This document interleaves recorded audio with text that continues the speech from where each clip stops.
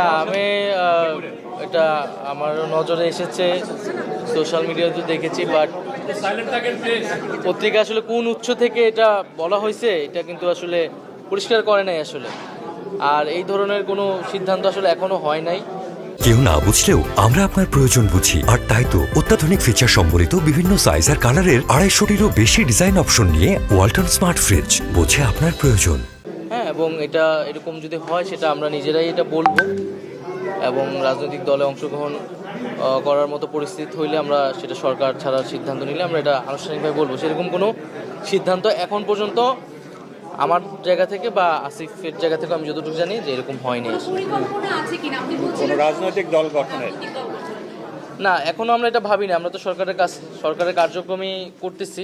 তো এই আলাপটা আসছিল যখন আসলে রাজনৈতিক দল থেকে বলা হচ্ছিল যে সরকারের থেকে রাজনৈতিক দলে অংশগ্রহণ, তখন আমি বলেছিলাম যে কথার প্রেক্ষিতে যে নতুন রাজনৈতিক দল হোক বা অন্য কোনো রাজনৈতিক দল হলুক, আমরা সরকারে থাকা অবস্থায় সেটার সাথে সংশ্লিষ্ট হব না।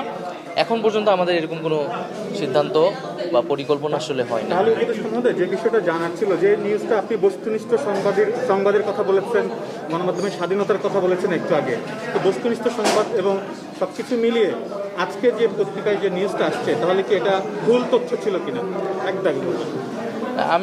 আমি মনে করি যে উৎসটা তারা পরিষ্কার করেনি, সেক্ষেত্রে আরেকটু দায়িত্বশীলভাবে এটা প্রচার করা উচিত ছিল, বা তাদের কাছে এরকম এটাকে তো খুবই গুরুত্বপূর্ণ একটি সংবাদ আসলে, তো সেক্ষেত্রে তাদের উৎসটা বলা উচিত ছিল। আমাদের জায়গা থেকে তো এরকম হয়নি আসলে। এখন সেক্ষেত্রে আমরা আরও বলবো যে এই ধরনের সংবাদ প্রচারের ক্ষেত্রে অবশ্যই আরেকটু দায়িত্বশীল ভূমিকা পালন করলে আমাদের সবার জন্য ভালো।